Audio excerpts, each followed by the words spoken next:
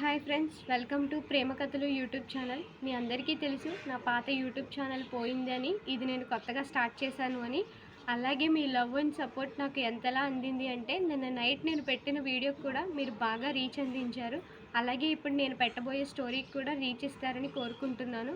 మీ support, love ఇలానే అందిస్తారని ఆశిస్తున్నాను. ఇంకా స్టోరీలోకి వెళ్ళిపోదాం. ఇది ఒక చిన్న పెంకిటిల్లు.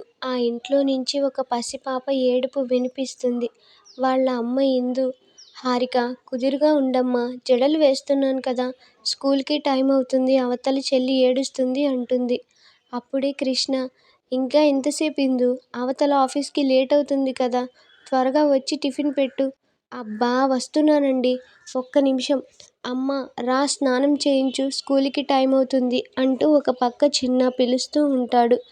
అప్పుడే ఇందు హారికకు జడలు వేసి వస్తున్నా వస్తున్నా అంటూ త్వరగా వాళ్లకు కావలసినవన్నీ చక్కబెట్టి ఎవరి దారిన వాళ్ళని పంపుతుంది ఇందు. బాబుకి పాలు పట్టి నిద్రపూర్చి తను ఒక టీ కప్పు పట్టుకుని శూన్యంలోకి చూస్తూ ఆలోచిస్తూ కూర్చుంటుంది ఇందు. 3 సంవత్సరాల క్రితం ఇందు ప్రేమించి పెళ్లి చేసుకుందని, వాళ్ళ మాట కాదని వాళ్ళని వదిలి వెళ్ళిపోయిందని ఇందుతో మాట్లాడడం మానేశారు ఇందు తల్లిదండ్రులు. ఇంకా కృష్ణ అనాథ అవ్వడంతో వాళ్లకు పెద్ద దిక్కు లేకుండా పోయింది. ఇందు చాలాసార్లు వాళ్ళ అమ్మానాన్నలతో మాట్లాడడానికి ప్రయత్నించింది. కానీ వాళ్ళు తమ ఫోన్ నంబర్లు మార్చేసి, ఉంటున్న ఇల్లుని ఊరుని వదిలేసి వేరే దేశం వెళ్ళిపోయారని తెలుస్తుంది.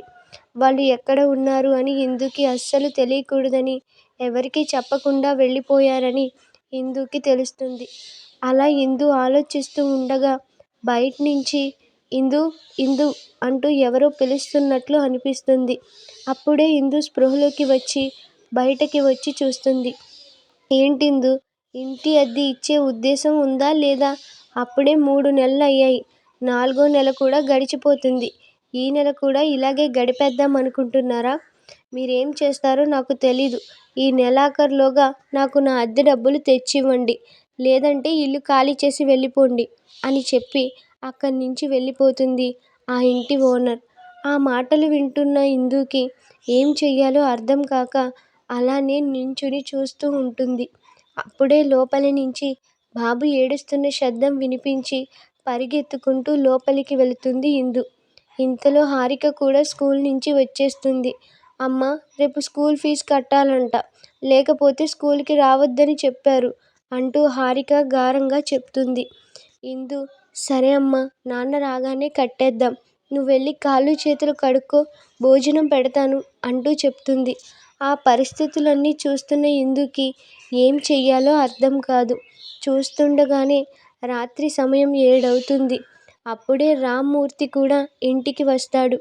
ఇందు, బాగా అలసిపోయాను, వెళ్ళి వేడినీళ్ళు పెట్టు, స్నానం చేస్తాను అంటూ చెప్పి అలా కూర్చుంటాడు కృష్ణ.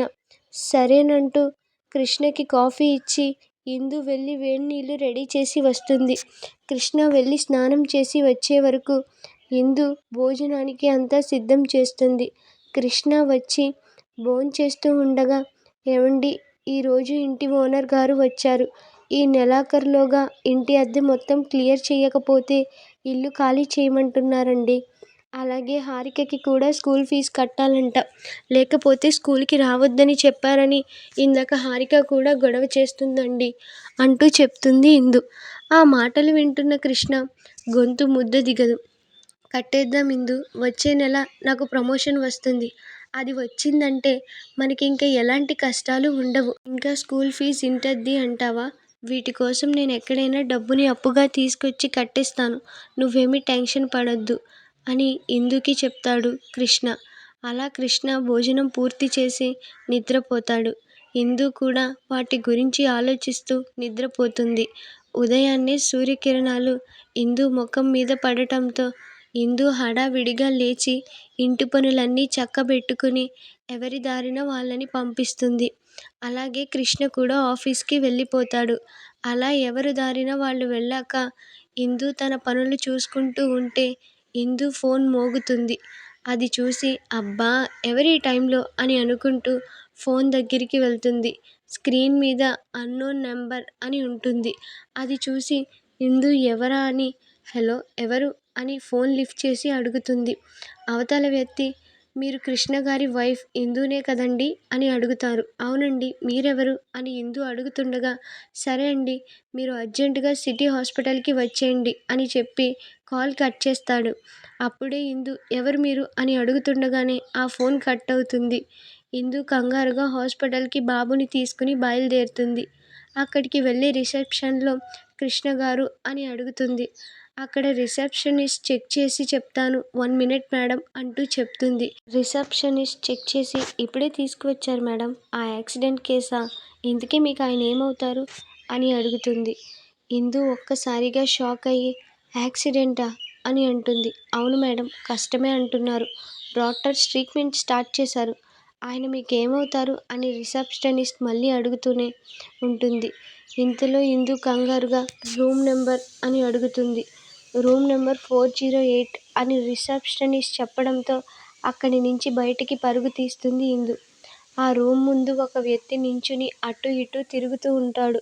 అది చూసి ఇందు పరిగెత్తుకుంటూ ఆ వ్యక్తి దగ్గరికి వెళ్ళి ఆయనకేమైంది? ఆయన బాగానే ఉన్నారు కదా అంటూ ఏడ్చుకుంటూ అడుగుతుంది. నువ్వేనా అమ్మా ఇందు అంటే నేనేనమ్మా నీకు ఫోన్ చేసింది.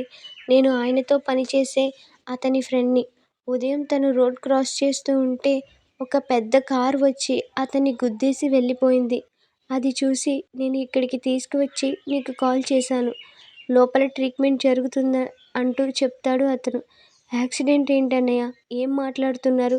ఉదయాన్నే ఆయన వెళ్ళారు కదా అని ఏడుస్తూ అక్కడికక్కడే కుప్ప కూలిపోతుంది ఇందు. అది చూసి నువ్వేం కంగారు పడకమ్మా, డాక్టర్ చెక్ చేస్తున్నారు కదా అని అక్కడున్న అతను చెప్తాడు. అప్పుడే డాక్టర్ బయటికి వచ్చి రామ్మూర్తి గారి తాలూకా అని అడుగుతాడు. అప్పుడు ఇందు నేనేనండి ఆయన వైఫ్ని, చెప్పండి ఆయనకి బాగానే ఉంది కదా అని అంటుంది. లేదమ్మా, తలకి బాగా దెబ్బ తగలడంతో బ్లడ్ క్లాట్ అయింది. మీరు త్వరగా ఒక 10 లక్షలు తీసుకురండి, ఆపరేషన్కి అన్నీ రెడీ చేస్తాము.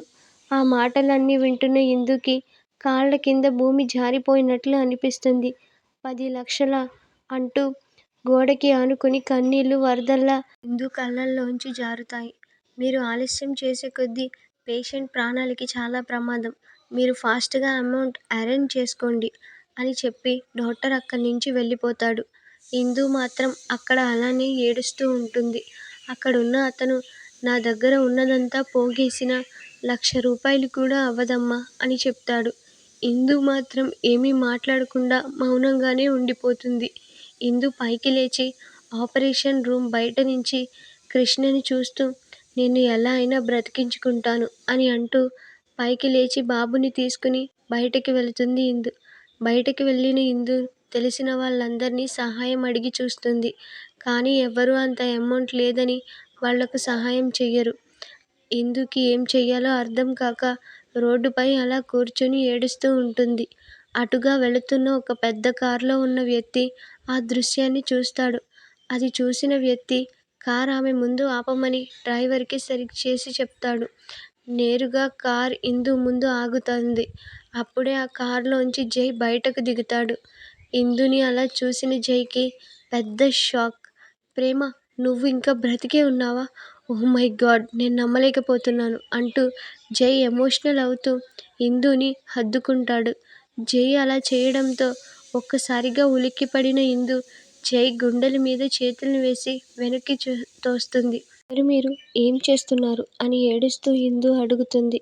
ప్రేమ, నేను నీ జైని, నీ హస్బెండ్ని అని జై చెప్తుండగా సారీ హస్బెండా, మీరు ఎవరనుకుని ఎవరితో మాట్లాడుతున్నారు? నా పేరు ఇందు, నా భర్త హాస్పిటల్లో ఉన్నాడు. నా భర్త పేరు కృష్ణ. మీరు ఎవరో కూడా నాకు తెలీదు, నన్ను వదిలేయండి అంటూ ఇందు ముందుకు అడుగు వేస్తుంది. అదంతా చూస్తున్న జైకి అయోమయంగానూ ఆశ్చర్యంగానూ అనిపిస్తుంది. ఇందుని అలానే చూస్తూ నించుని ఉంటాడు జై. జై, ప్రేమ వైఫ్ అండ్ హస్బెండ్. పెద్దలు కుదిర్చి చేసిన పెళ్లితో జై, ప్రేమ ఒక్కటవుతారు.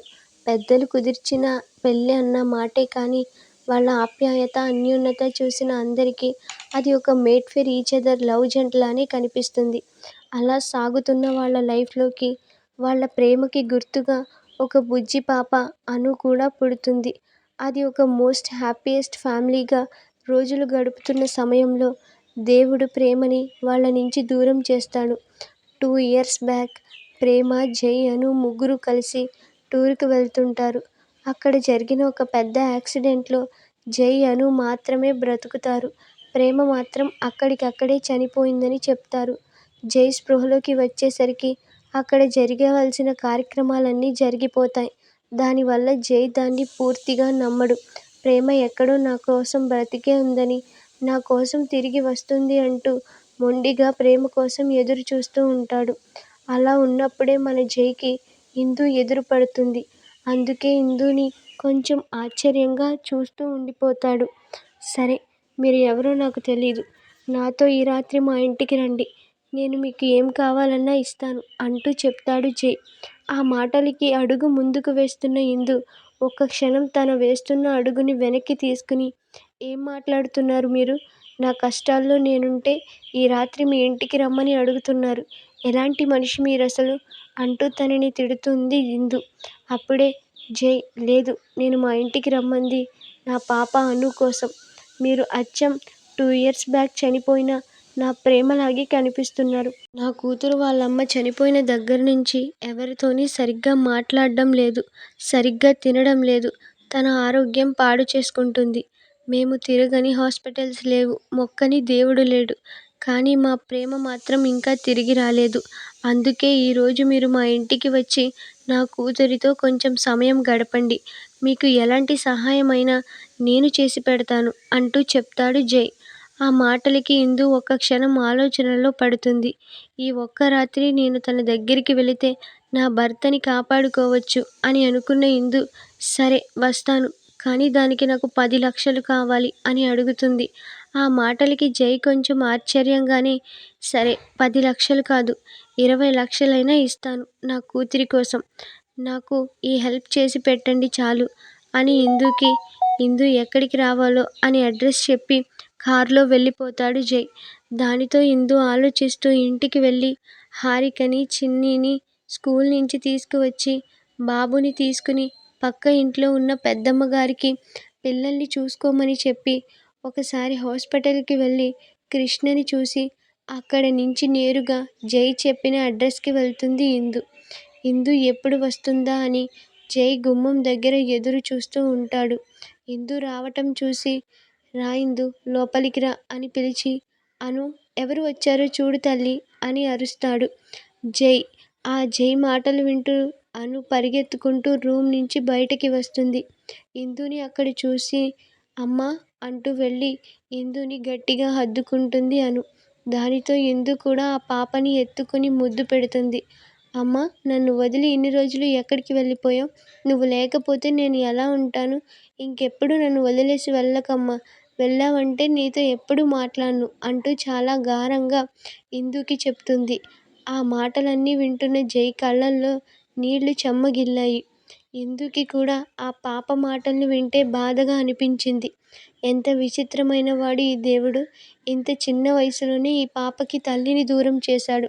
నా బిడ్డలకి తండ్రిని దూరం చెయ్యాలని చూస్తున్నాడు.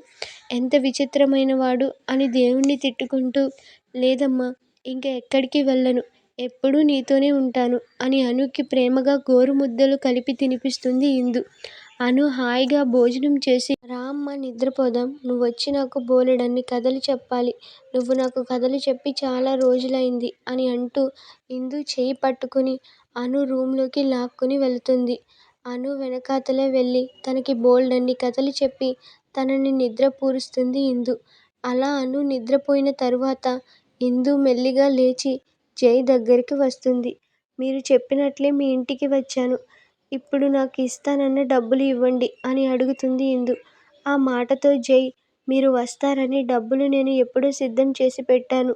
ఇదిగో తీసుకోండి అని ఆ బీరువాలో ఉన్న ఒక సూట్ కేస్ తీసి ఇందు చేతిలో పెడతాడు. ఇందు కళ్ళల్లో నీళ్లు తిరిగాయి. థ్యాంక్ యూ సో మచ్ అంటూ తన చేతులు రెండు జోడించి జైకి నమస్కరించి అక్కడి నుంచి వెళ్ళిపోతుంది ఇందు. ఇందు అలా వెళ్ళిపోతుంది చూసి జై కళ్ళల్లో కూడా కన్నీళ్లు ఆగవు.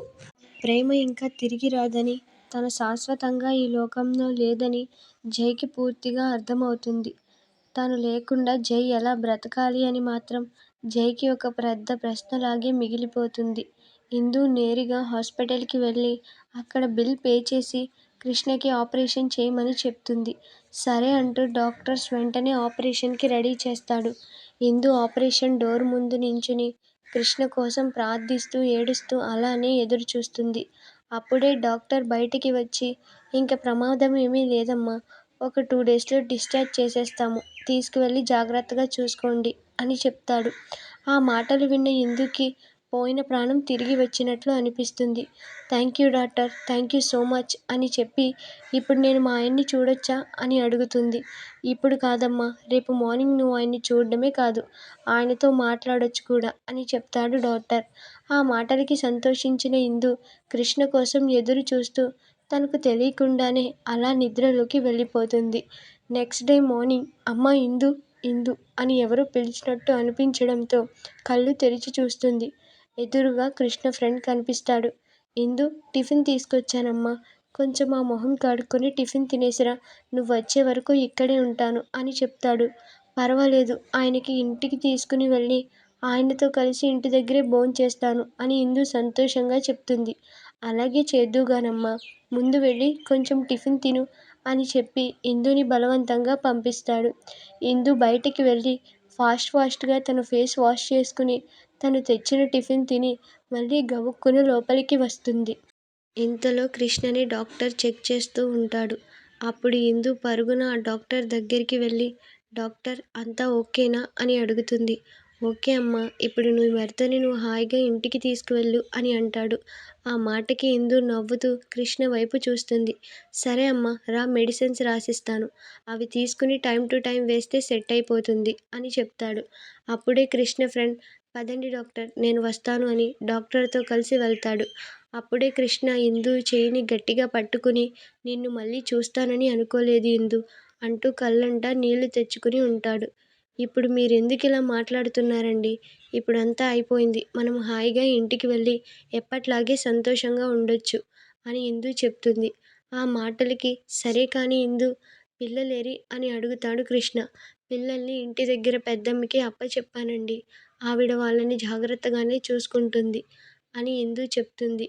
ఇందు, మన దగ్గర రెంట్ కట్టడానికే డబ్బులు లేవు కదా, ఇంత పెద్ద హాస్పిటల్లో నువ్వు నాకు ఆపరేషన్ ఎలా చేయించావు, నీకు అంత డబ్బు ఎక్కడిది అని అడుగుతాడు కృష్ణ. ఆ మాటకి ఇందు తడబడుతూ, ఇప్పుడు అవన్నీ ఎందుకండి, ఇంటికి వెళ్ళాక తీరిగ్గా మాట్లాడుకుందాం అని చెప్తుంది. ఇంతలో కృష్ణ ఫ్రెండ్ కూడా టాబ్లెట్స్ తీసుకుని అక్కడికి వస్తాడు. ఇందు, కృష్ణ అతని ఫ్రెండ్ కలిసి ఇంటికి వెళ్ళడానికి ఆటో మాట్లాడుకుని ఇంటికి వస్తారు. అలాగే ఇంటికి వచ్చేసరికి పెద్దమ్మ హారతి పళ్ళెం రెడీ చేసి వాళ్ళకి హారతి ఇచ్చి లోపలికి తీసుకువెళ్తుంది. పిల్లలు నాన్న నాన్న అంటూ గోల చేస్తూ ఉంటారు. ఇందు అందరికీ భోజనం రెడీ చేస్తుంది. అలా ఆ రోజు పూర్తవుతుంది. నెక్స్ట్ డే మార్నింగ్ ఇందు లేచి ఇంటి పనులన్నీ చూసుకుంటూ ఉండగా ఇంటి ముందు ఒక పెద్ద కారు వచ్చి ఆగుతుంది. ఆ కారు నుంచి జై, అను బయటకి దిగి ఇందు గుమ్మం ముందు నిలబడతారు. అంత పెద్ద కారు రావడం చూసిన వీధంతా ఆ కార్ని చూస్తూ మాట్లాడుకుంటూ ఉంటారు. ఇందుని చూసిన అను అమ్మ అంటూ లోపలికి పరిగెత్తి వెళ్ళి గట్టిగా హత్తుకుంటుంది. వాళ్ళిద్దరినీ అక్కడ చూసి ఇందుకి నోట మాట రాదు. ఇంతలో కృష్ణ ఎవరు అంటూ బయటికి వస్తాడు. బయట నించున్న జైని చూసి, ఎవరు సార్ మీరు, ఎవరు కావాలి మీకు అంటూ అని అడుగుతాడు. అప్పుడే అను, నాన్న లోపలికి రండి, అమ్మ ఇక్కడే ఉంది అని పిలుస్తుంది. ఆ మాటతో కృష్ణ వెనక్కి తిరిగి చూస్తాడు. అప్పుడు ఇందు దగ్గరున్న ఆ పాపని చూసి, ఇందు, ఎవరీ పాప, నిన్ను అమ్మ అని పిలుస్తుందేంటి అని అడుగుతాడు. ఆ మాటకు ఇందు అది అని చెప్తుండగానే జై లోపలికి వచ్చి, నేను చెప్తానండి అంటూ తనకి జరిగిందంతా చెప్తాడు జై. ఆ మాటలన్నీ వింటున్న కృష్ణకి కూడా కొంచెం షాకింగ్గా ఆశ్చర్యంగా అనిపిస్తుంది. కానీ అక్కడ జరుగుతున్నదంతా చూసి నిజమే అన్నట్లుగా నమ్మి, సరే ఇప్పుడు ఏం చేద్దామంటారు మరి అని అడుగుతాడు. ఏమీ కాదండి, ఇందు అలా వచ్చి వెళ్ళి దగ్గర నుంచి నా కూతురు అన్నం తినడం మానేసింది, అమ్మ వస్తేనే తింటాను అని అల్లరి చేస్తుంది. ఇప్పటికే తను తినక 2 రోజులవుతుంది. ఇంక చేసేదేమీ లేక ఇలా మీ ఇంటికి తీసుకురావాల్సి వచ్చింది, నన్ను క్షమించండి అని చెప్తాడు జై. అయ్యో పర్వాలేదు సార్, ఇందు పాపకి అన్నం పెడుతుందిలే అని చెప్పి, ఇందు పాపకి అన్నం తినిపించు అని చెప్తాడు. ఆ మాటతో ఇందు ప్లేట్లో కొంచెం అన్నం తీసుకువచ్చి పాపకి గోరు ముద్దలు కలిపి తినిపిస్తూ ఉంటుంది. ఆ పాపని అలా చూస్తున్న కృష్ణకి కూడా బాధగా అనిపిస్తుంది. సరే సార్, మిమ్మల్ని ఇబ్బంది పెట్టినందుకు నన్ను క్షమించండి అని క్షమాపణ అడుగుతాడు జై. అయ్యో, అంత మాట ఎందుకు సార్? ఈరోజు మీ మూలంగానే నేను ఇలా ప్రాణాలతో ఉన్నాను. మీరేమీ ఆలోచించకండి. పాప ఎప్పుడు అమ్మని చూడాలి అని అడిగినా మీరు ఇక్కడికి తన్ని తీసుకురావచ్చు అని చెప్తాడు కృష్ణ. ఆ మాటతో జై కూడా సంతోషంగా మీ సాయాన్ని నేను ఎప్పటికీ మర్చిపోలేనండి అని కృష్ణకి చేతులు జోడించి నమస్కరిస్తాడు. ఇందు కూడా వాళ్ళిద్దరినీ అలా చూసి సంతోషిస్తుంది. ఇంకా ఎప్పట్లాగే ఇందు తన ఇంటి పనులు చూసుకుంటూ హడావిడిగా జీవితాన్ని గడుపుతుంది. అప్పుడప్పుడు జై తన పాపని తీసుకుని ఇందు దగ్గరికి వచ్చి కొంత సమయం వాళ్ళ ఫ్యామిలీతో గడిపి వెళ్తూ ఉంటాడు. అలా వాళ్ళ జీవితం సంతోషంగా ముందుకు సాగిపోతూ ఉంది.